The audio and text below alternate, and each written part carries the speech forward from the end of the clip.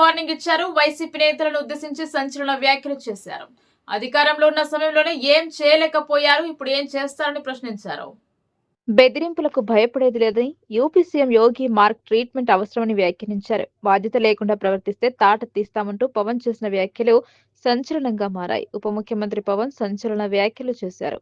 వైసీపీని టార్గెట్ చేశారు. పెరవళిలో అమరజీవి జలధార ప్రాజెక్టు ద్వారా 1.2 కోట్ల ప్రజలకు నీరు అందనుందని, 30 నెలల్లో ప్రాజెక్టు పూర్తవుతుందని పవన్ చెప్పారు.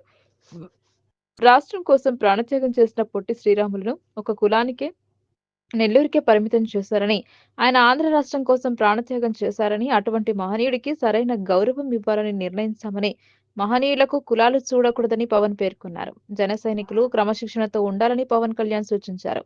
తాను ఉన్న సభలకు ప్రధాని కూడా రావడానికి భయపడుతున్నారని పవన్ అన్నారు. రాష్ట్రం కోసం, ప్రజల కోసం గత ఎన్నికల సమయంలో తగ్గి ఉన్నాను. చాలా మంది పార్టీని అమ్మేశారని, ఇంకా ఏదేదో కామెంట్స్ చేశారు. అయినా నేను పట్టించుకోలేదు. కేవలం రాష్ట్ర ప్రజల సంక్షేమం కోసం నేను తగ్గానని పవన్ స్పష్టం చేశారు. అధికారంలో ఉన్నప్పుడు ఏమి చేయాలని కొంతమంది ఇప్పుడు కులాలు తీసుకొచ్చే రాజకీయ లబ్ధి పొందాలని చూస్తున్నారని మండిపడ్డారు. ఎవరి బెదిరింపులకు పవన్ కళ్యాణ్ భయపడడు. ఇంటిలో నుండి బయటకు వచ్చే సమయంలోనే నేను తిరిగి వెళ్తాననే నమ్మకం లేదు అనే భావనతోనే నేను బయట వస్తానని వ్యాఖ్యానించారు. అనవసరంగా ఆరోపణలు చేసే కిరాయి గ్యాంగ్లకు యూపీ సీఎం యోగి ఆదిత్యనాథ్ లాగా ట్రీట్మెంట్ ఇవ్వాల్సిన పరిస్థితులు వస్తున్నాయని చెప్పారు. భారత రాష్ట్ర సమితి పార్టీ జాతీయ అధ్యక్షులు మరియు మాజీ ముఖ్యమంత్రి కల్వకుంట్ల చంద్రశేఖరరావు భవితవ్యంపై నీడలు కమ్ముకున్నాయి. ఇప్పటికే తెలంగాణ రాష్ట్ర అసెంబ్లీలో ఆయన ప్రతిపక్ష నేతగా ఉన్నారు. అయితే రాష్ట్రంలో కాంగ్రెస్ ప్రభుత్వం అధికారంలోకి వచ్చిన అనంతరం తన రాజకీయ భవితవ్యంపై ఆచితూచి కేసీఆర్ అడుగులు వేస్తున్నారు. క్రియాశీలకంగా ఉండలేక అంతర్మరణం పడుతున్నారు. ఇప్పటికే కాంగ్రెస్ ప్రభుత్వం అధికారంలోకి వచ్చి 2 సంవత్సరాలు అయినప్పటికీ ఆ ప్రభుత్వంపై విరుచుకుపడే విషయంలో ఆయన వెనుక ముందు ఆడుతున్నారు. తెలంగాణ రాష్ట్ర ఆవిర్భావ ప్రప్రథమ ముఖ్యమంత్రి, ప్రస్తుతం తెలంగాణ రాష్ట్రంలో అసెంబ్లీలో ప్రతిపక్ష నేత కల్వకుంట్ల చంద్రశేఖరరావు తన రాజకీయ భవితవ్యంపై తర్జన భజన పడుతున్నట్టు తెలుస్తోంది. ప్రత్యేకించి తెలంగాణలో కాంగ్రెస్ ప్రభుత్వం అధికారంలోకి వచ్చిన నేపథ్యంలోనే ఆయన మౌన ముద్ర దాలుస్తున్నారు. సమీప భవిష్యత్తులో భారత రాష్ట్ర సమితి పార్టీని రన్ చేసే విషయంలో కూడా ఆయన పునరాలోచన పడినట్టు తెలుస్తోంది. ఇప్పటికే ఎన్నికల అనంతరం ఆయన ఎర్రవల్లిలోని ఫామ్ హౌస్కి పరిమితమైన సందర్భాలని మనం చూస్తున్నాం. కానీ తన ఆరోగ్య విషయం కావచ్చు, ఇటు ముఖ్యంగా ముఖ్యమంత్రి రేవంత్ రెడ్డి వర్గం నుంచి ఎదురవుతున్న రాజకీయ పెను సవాళ్లు కావచ్చు, సమాధానం చెప్పుకోలేని పరిస్థితుల్లో కేసీఆర్ ఉన్నట్టు తెలుస్తోంది. ఇప్పటికే విద్యుత్ సమస్యపై కావచ్చు, ఇతర అంశాలపై ఫోన్ ట్యాపింగ్ కావచ్చు, కమిషన్లు వేసి విచారణ ముమ్మరం చేయడం ద్వారా ముఖ్యమంత్రి రేవంత్ రెడ్డి గులాబీ దళపతిని డిఫెన్స్లోకి నెట్టడం జరిగింది. అప్పటి నుంచి ఆయన మౌనముద్ర దాల్స్తూనే ఉన్నారు. వాస్తవానికి కొద్ది రోజుల పాటు కాంగ్రెస్ ప్రభుత్వానికి టైం ఇద్దామని, వేచి చూసే ధోరణి ఇవ్వాలని, ప్రజలే ఆ ప్రభుత్వంపై ఒక నిర్ణయానికి వస్తారనే ధోరణి ఇంతవరకు కేసీఆర్ ప్రకటిస్తూ వచ్చారు. అయినప్పటికీ 6 నెలలు కాదు కదా, 1 ఇయర్ 2 సంవత్సరాలు దాటినప్పటికీ కూడా కాంగ్రెస్ ప్రభుత్వంపై ఏం స్టాండ్ తీసుకోలేక కేసీఆర్ ఇప్పటికీ మదనపడుతున్నట్టు తెలుస్తోంది. అసలు కాంగ్రెస్ ప్రభుత్వంపై పోరాటం చేయాలా వద్దా, చేస్తే ఏ పద్ధతిలో చేయాలనే దిశగా కూడా ఆయన చాలా అంతర్గతంగా తీవ్రమైన చర్చ చేస్తున్నట్టుగా భావిస్తున్నారు. ప్రస్తుతం పార్టీని నడిపే పూర్తి బాధ్యతను ప్రతికూల వాతావరణంలో కూడా భారత రాష్ట్ర సమితి వర్కింగ్ ప్రెసిడెంట్ కల్వకుంట్ల తారక రామారావు మోస్తున్నారు. సమీప భవిష్యత్తులో కూడా ముఖ్యంగా కాంగ్రెస్ ప్రభుత్వంపై కూడా కేటీఆర్ మెడపై కత్తి వేలాడుతుంది. ఏసీబీ ఏ కేసు, ముఖ్యంగా కార్ రేసింగ్ సంబంధించి ఏ క్షణంలోనైనా అరెస్ట్ చేసే విషయంపై ఇప్పటికే ప్రభుత్వం మల్లగుల్లాలు పడుతుంది. ఏ క్షణంలోనైనా కేటీఆర్ను అరెస్ట్ చేస్తారనే ప్రచారం కూడా పలుమార్లు జరిగినప్పటికీ ప్రభుత్వం వివిధ కారణాల రీత్యా వాయిదా వేస్తూ వస్తుంది. ఇప్పటికే కేసీఆర్ కుమార్తె మద్యం కేసులో 3 నెలలకు పైగా జైల్లో ఢిల్లీలో ఉండాల్సి వచ్చింది. ఇప్పటికే కేసీఆర్ పై కూడా కేసులు నమోదు కావడమే కాకుండా తన కుమారుడు కేటీఆర్ పై కూడా కేసులు బనాయించిన పరిస్థితుల్లో మనం చూస్తున్నాం.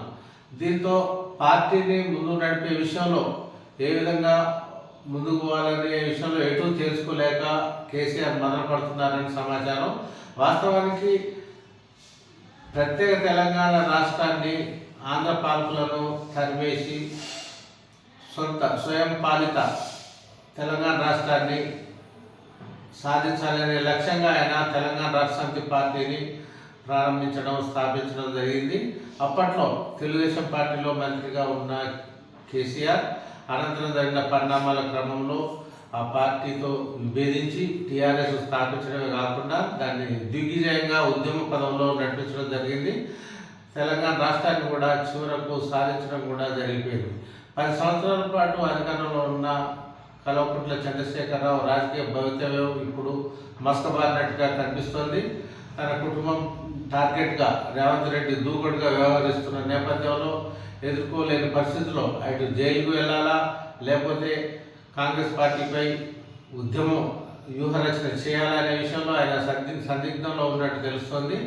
ఇప్పటికే కేసీఆర్ తన అంతర్గత చర్చల్లో కూడా ఎటు ముందుకు పాల్పోలేని పరిస్థితిపై మల్లగుల్లాలు పడుతున్నారు. కేటీఆర్ వీరోచితంగా రాష్ట్ర ప్రభుత్వంపై తన కుమారుడు పోరాడుతున్నప్పటికీ గుంభనంగా కేసీఆర్ తన వ్యవసాయ క్షేత్రంలో కాలయాపన చేయడం పట్ల విమర్శలు కూడా ఆయన ఎదుర్కొంటున్న పరిస్థితి కూడా మనం చూస్తున్నాం. అయితే ఇటీవల జరిగిన ముఖ్యంగా సాధారణ ఎన్నికల్లో కామారెడ్డి నుంచి ఓడిపోయిన కేసీఆర్ లక్కీగా గజ్వేల్ నియోజకవర్గంలో గెలవడం జరిగింది. ఇటీవల జరిగిన స్థానిక సంస్థల ఎన్నికల్లో కూడా కాంగ్రెస్కు గణనీయమైన స్థానాలు ఆ నియోజకవర్గంలో దక్కడం ముఖ్యమంత్రి రేవంత్ రెడ్డిలో కూడా హుషారు తెప్పించింది. ఈ క్రమంలోనే ముఖ్యమంత్రి రేవంత్ రెడ్డి కూడా ఒక వ్యాఖ్య చేస్తూ గజ్వేల్ ప్రజలు క్రమంగా కేసీఆర్పై ఆశలు వదులుకుంటున్న పరిస్థితి మనం చూస్తున్నామని సెన్సేషనల్ వ్యాఖ్యలు చేయడం ఇక్కడ ప్రాధాన్యతను సంతరించుకుంది. దీంతో త్వరలోనే మళ్ళీ ఎంపీటీసీ ఎన్నికలు కావచ్చు, జెడ్పీటీసీ ఎన్నికలు కూడా, అదేవిధంగా మున్సిపల్ కార్పొరేషన్ కూడా వివిధ మున్సిపాలిటీలో కూడా ఎన్నికలు జరిగే పరిస్థితిని మనం చూస్తున్నాం. ఈ ఎన్నికల్లో కూడా అసలు గెలుస్తామా లేదా అనే సందిగ్ధతలో కేసీఆర్ ఉన్నట్టుగా భావిస్తున్నారు. గతంలో ఉద్యమ కాలంలో కావచ్చు, ఉద్యమ అనంతరం ఒక రాష్ట్ర తొలి తెలంగాణ ముఖ్యమంత్రిగా ఒక పార్టీ అభిమానులు అయితే జాగ్రత్తగా చెప్పుకుంటున్నారు. అయితే ఎంతో ఒక రారాజుగా వెళ్ళిన కేసీఆర్ భవితం ఇప్పుడు క్రమేపీ మసకబారుతున్నట్టుగా కనిపిస్తుంది. ఒక్క మాజీ మంత్రులు ఇప్పుడు కేసీఆర్ మాత్రమే ఇప్పుడు పార్టీని ముందుండి నడుపుతూ రేవంత్ రెడ్డికి ధీటుగా వ్యవహరిస్తున్నారు. ఒక విధంగా కేసీఆర్కు తన కుమార్తె కవిత కూడా బీఆర్ఎస్ నాయకులపై విమర్శన అస్త్రాలు ఎక్కుపెట్టడం కూడా పెద్ద మైనస్ పాయింట్గా మారింది. ఒకవైపు కూతురికి చెప్పుకోలేక మరోవైపు ధిక్కరించలేని పరిస్థితుల్లో కూడా కేసీఆర్ ఉన్నట్టు భావిస్తున్నారు. ఒకవైపు రాజకీయ సవాళ్ళు కాంగ్రెస్ ప్రభుత్వం నుంచి ఎదుర్కోవడం, ముఖ్యంగా వ్యక్తిగతంగా ముఖ్యమంత్రి రేవంత్ రెడ్డి నుంచి రావడం ఒక ఎత్తు అయితే, రెండో విషయం కుటుంబ కలహాలు కూడా కేసీఆర్ను పతనం అంచున నిలబెడుతున్నాయని భావిస్తున్నారు. ఇదే విషయమై భారత రాష్ట్ర సమితి శ్రేణుల్లో ఆందోళన నెలకొంది. గతంలో అర్బన్ ప్రాంతాల్లో సాధారణ ఎన్నికల్లో భారత రాష్ట్ర సమితి పార్టీ బ్రహ్మాండమైన స్థానాల్ని గణనీయమైన సంఖ్యలో సాధించడం జరిగింది. మొత్తం 37 స్థానాలను ఆ పార్టీ ఎమ్మెల్యేలని రికార్డు స్థాయిలో దక్కించుకొని అడుగు దూరంలో అధికారాన్ని కోల్పోవడం జరిగింది.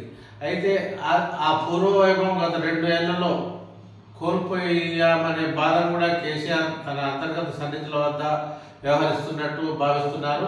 కేసీఆర్ నిర్ణయాన్ని బట్టి సమీప భవిష్యత్తులో ఏం చేయాలనే దిశగా కూడా రాజకీయ చర్చలు జోరుగా సాగుతున్నాయి. 2029లో జరగనున్న ఎన్నికల వరకు అసలు కేసీఆర్ వ్యూహం ఏమిటి, అసలు రాజకీయ సన్యాసం పుచ్చుకుంటారా, లేకపోతే ప్రభుత్వం పోరాటం చేస్తారా, లేకపోతే కేసులు ఎదుర్కొంటారా అనే విషయంలో కూడా ఇప్పటికి కూడా సందిగ్ధత నెలకొంది. కేసీఆర్ తీసుకున్న నిర్ణయం తెలంగాణ రాష్ట్ర రాజకీయాల్ని త్వరలోనే ప్రభావితం చేస్తుందనే అంశం కూడా రాజకీయాల్లో హాట్ టాపిక్గా మారింది. తెలంగాణ రాష్ట్రంలో పార్టీ ఫిరాయింపుల వ్యవహారం ప్రకంపనలు సృష్టిస్తోంది. స్పీకర్ గడ్డం ప్రసాద్ కుమార్ తీర్పు వెలువడించిన అనంతరం ఈ విషయం మరింతగా ఇప్పటికే తెలంగాణ రాష్ట్ర హైకోర్టు మరియు భారత సుప్రీంకోర్టులలో ఈ కేసు నడిచింది. సుప్రీంకోర్టు స్పీకర్ కు తగిన చర్యకు సంబంధించి దిశానిర్దేశించడం జరిగింది. ఈ క్రమంలోనే సుప్రీంకోర్టు ఇచ్చిన గడువు కన్నా ముందే పైన నిర్ణయం తీసుకున్నారు. ఫిర్యాదుదారు అయిన భారత రాష్ట్ర సమితి పార్టీ తీవ్రంగా వ్యతిరేకిస్తుండడం ఇక్కడ కోసం మెరుపు. తెలంగాణ రాష్ట్రంలో పార్టీ ఫిర్యాదుల చట్టం వర్తింపుకు సంబంధించి రాష్ట్ర ముఖ్యమంత్రి రేవంత్ రెడ్డి కీలక వ్యాఖ్యలు చేయడం చర్చనీయాంశంగా మారింది. వాస్తవానికి ఈ కేసు తెలంగాణ హైకోర్టుతో పాటు సుప్రీంకోర్టులో కూడా కీలక మలుపుగా మారిన నేపథ్యంలో సుప్రీంకోర్టు స్పీకర్కు గడువు సైతం విధించడం జరిగింది. అయితే పార్టీ ఫిర్యాదుల చట్టం ప్రధానమంత్రి రాజీవ్ గాంధీ ఉన్నప్పుడు రాజ్యాంగ సవరణ ద్వారా ఈ చట్టం అమల్లోకి రావడం జరిగింది. అయితే దీనికి సంబంధించి ఎమ్మెల్యేలు పార్టీ ఫిర్యాదు ఎమ్మెల్యేలపై చర్య విషయంలో సర్వ అధికారాలు కూడా ఆయా శాసనసభల స్పీకర్కే ఉండే విధంగా చట్టాన్ని రూపొందించిన నేపథ్యంలోనే సుప్రీంకోర్టు కూడా నిర్దిష్టమైన నిర్ణయం ఏమి తీసుకోకుండా స్పీకర్కు గడువు విధించడం జరిగింది. ఈ క్రమంలోనే సుప్రీంకోర్టు విధించిన గడువు లోపాలనే ఒకరోజు ముందుగానే తెలంగాణ స్పీకర్ గడ్డం ప్రసాద్ కుమార్ తన తీర్పును ప్రకటించడం కూడా జరిగిపోయింది. ఫిరాయించిన 5 ఎమ్మెల్యేలకు క్లీన్ చిట్ ఇచ్చారు. వారు భారత రాష్ట్ర సమితి పార్టీ నుంచి కాంగ్రెస్లోకి ఫిరాయించినట్టు ఎలాంటి ఆధారాలు లేవని కూడా పిటిషన్లను కొట్టిపారేయడం జరిగింది. కానీ ఇక్కడే పెద్ద ట్విస్ట్ నెలకొంది. పార్టీ ఫిరాయించినట్టు తాము ఆధారాలు కూడా సమర్పించినప్పటికీ స్పీకర్ ఈ విధంగా తీర్పునివ్వడం పట్ల భారత రాష్ట్ర సమితి పార్టీ నిరసన వ్యక్తం చేస్తోంది. ఈ క్రమంలోనే రాష్ట్ర ముఖ్యమంత్రి రేవంత్ రెడ్డి పార్టీ ఫిర్యాదులకు సంబంధించి చేసిన వ్యాఖ్యలు వైరల్గా మారాయి. ఏదైనా అభ్యంతరాలు ఉంటే భారత రాష్ట్ర సమితి నేతలు కోర్టుకు వెళ్ళి వాదనలు వినిపించుకోవచ్చు అని కూడా ఆయన సవాల్ చేశారు. యాక్చువల్గా పార్టీ ఫిర్యాదులకు సంబంధించి స్పీకర్ తీసుకునే నిర్ణయంలో ప్రభుత్వం ప్రమేయం ఏమీ ఉండదని, అది తమ బాధ్యత కాదని కూడా ఆయన స్పష్టం చేశారు. ఈ విషయంలో రాద్ధాంతం చేయడాన్ని ఆయన తీవ్రంగా ఖండించారు. ముఖ్యంగా పార్టీ ఫిర్యాదుల విషయంలో అసెంబ్లీ స్పీకర్ పార్టీ బలాలను బట్టి ఇక్కడ బులెటిన్ విడుదల చేయడం ఆనవాయితీగా వస్తుందని చెప్పారు. ఇది అసెంబ్లీ నిబంధనలకు అనుగుణంగా జరుగుతుందని కూడా ఆయన వ్యాఖ్యానించారు. మరి పార్టీ బలాల సంఖ్యకు సంబంధించి అసెంబ్లీ స్పీకర్ బులెటిన్ విడుదల చేసినప్పుడు కిమ్మనని బీఆర్ఎస్ నాయకులు ఇప్పుడు అరిచి గీ పెడుతున్నారని కూడా ఆయన ఎద్దేవా చేశారు. స్పీకర్ నిర్ణయాన్ని బీఆర్ఎస్ తప్పుపట్టడం విడ్డూరంగా ఉందని వ్యాఖ్యానించిన ఆయన దీనికి సంబంధించి తదుపరి ఆలోచనలు కానీ వాదనలు కానీ ఏమైనా చెప్పాలనుకుంటే కోర్టును కూడా ఆశ్రయించవచ్చు అని కూడా ఆయన సూచించారు. ఫిర్యాదులకు సంబంధించి బీఆర్ఎస్కు అసలు ప్రశ్నించే అధికారం లేదనే ధోరణిలో రేవంత్ రెడ్డి చేసిన వ్యాఖ్యలు ఇప్పుడు చర్చనీయాంశంగా మారాయి. వాస్తవానికి భారత రాష్ట్ర సమితి పార్టీ అధికారంలో ఉన్న 10 సంవత్సరాల కాలంలో పెద్ద ఎత్తున ఫిర్యాదులను ప్రోత్సహించింది అనే అపవాదు కూడా ఉంది. పార్టీ కాంగ్రెస్ ఎమ్మెల్యేలను బీఆర్ఎస్లో చేర్చుకోవడమే కాకుండా వారికి కొందరికి మంత్రి పదవులు కూడా ఇవ్వడానికి కూడా అప్పట్లో కాంగ్రెస్ చివరి వరకు కూడా నిరసించడం జరిగింది. కోర్టుకు కూడా వెళ్ళడం జరిగింది. అయితే అదే అంశం సున్నితమైన ఫిర్యాదుల అంశం ఇప్పుడు తెలంగాణ రాష్ట్రంలో రిపీట్ అయ్యింది. గతంలో ముఖ్యమంత్రిగా పనిచేసిన కేసీఆర్ అనుసరించిన వ్యూహాన్నే ఇప్పుడు తెలంగాణ ముఖ్యమంత్రి రేవంత్ రెడ్డి కూడా అమలు చేస్తున్నారు. ముళ్ళును ముళ్ళుతోటి తీయాలనే దృఢ సంకల్పంతో రేవంత్ రెడ్డి ఉన్నట్టుగా కనిపిస్తుంది. ముఖ్యంగా రాజకీయంగా కేసీఆర్కు కౌంటర్ ప్రారంభం చేసే విధంగా రేవంత్ రెడ్డి వ్యవహార శైలి ఉండడంతో ఇప్పుడు భారత రాష్ట్ర సమితి వర్గాల్లో కూడా ఆందోళన నెలకొన్నది.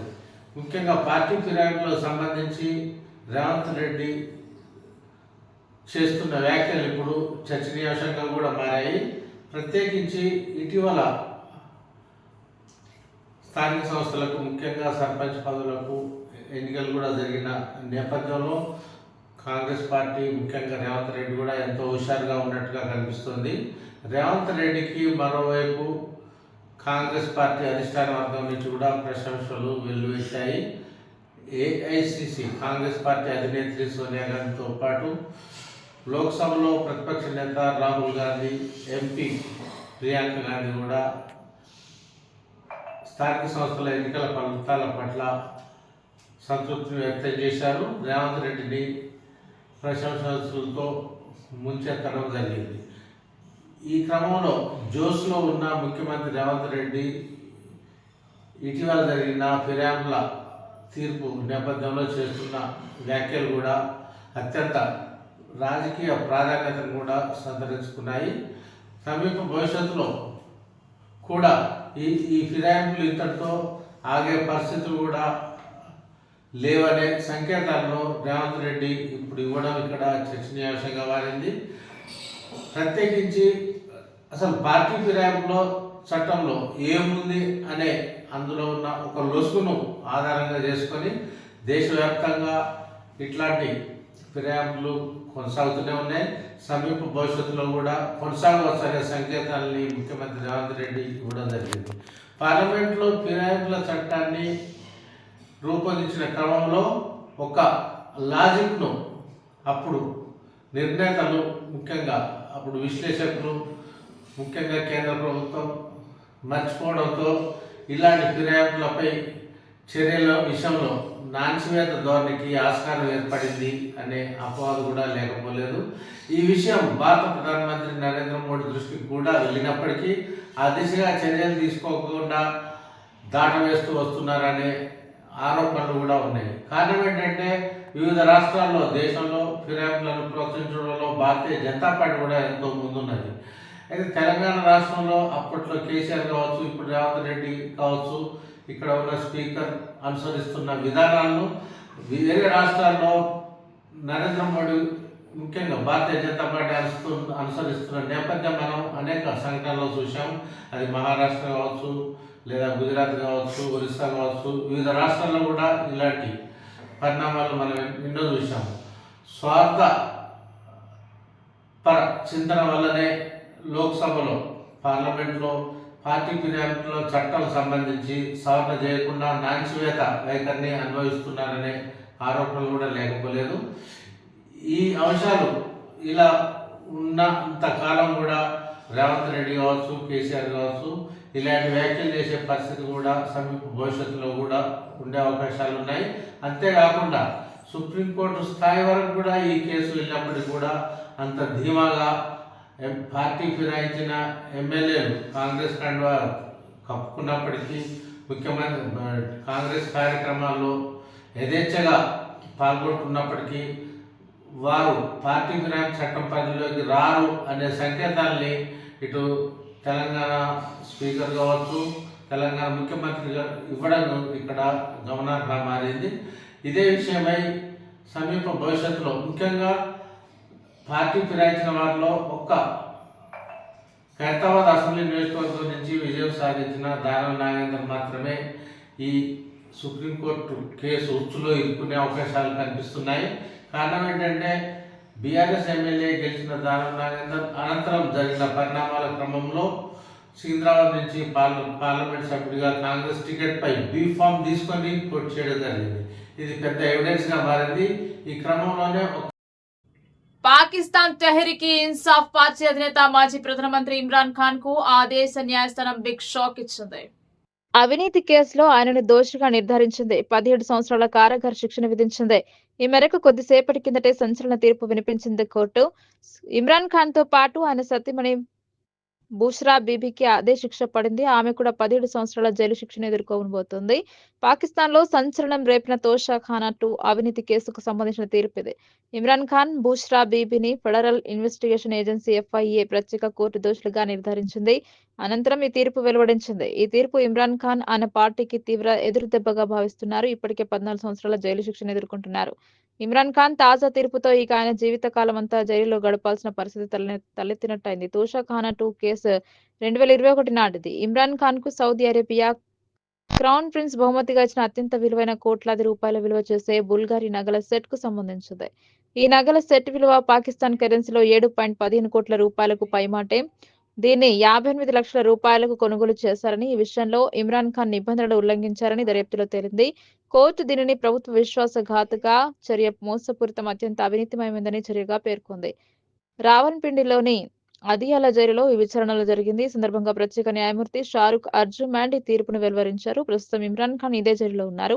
పాకిస్తాన్ శిక్షా స్మృతిలోని సెక్షన్ 409 కింద 10 ఏళ్ల కఠిన కారాగారం, అవినీతి నిరోధక చట్టం సెక్షన్ 5-47 కింద 7 సంవత్సరాల జైలు శిక్షతో కలిపి మొత్తం 17 ఏళ్ల శిక్ష విధించారు. అలాగే వీరిద్దరికీ 1.64 కోట్ల రూపాయలు జరిమానా విధించింది. జరిమానా చెల్లించని పక్షంలో అదనపు జైలు శిక్ష అనుభవించాల్సి ఉంటుందని కోర్టు స్పష్టం చేసింది. తోషాఖానా 1 కేసు తీర్పును 2024 ఏప్రిల్లో ఇస్లామాబాద్ హైకోర్టు నిలిపివేసింది. తీర్పును హైకోర్టులో సవాల్ చేస్తామని ఇమ్రాన్ ఖాన్ న్యాయవాదుల బృందం తెలిపింది.